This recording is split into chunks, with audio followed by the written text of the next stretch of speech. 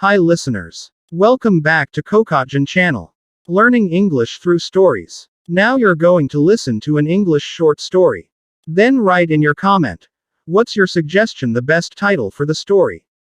Let's start listening now. 79. Mr. Jones had to drive up from London to Edinburgh in Scotland. I'm going to drive at night, he said to his wife.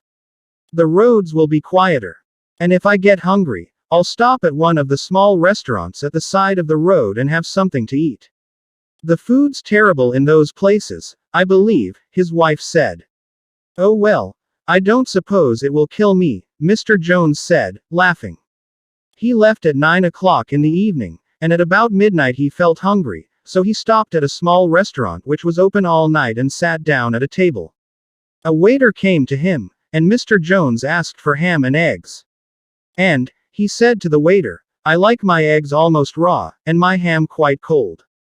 The waiter laughed and said, you must have eaten here before. Find out the best title for the story. If you find it useful for you, please subscribe, give comment, and share this link to others. Thank you.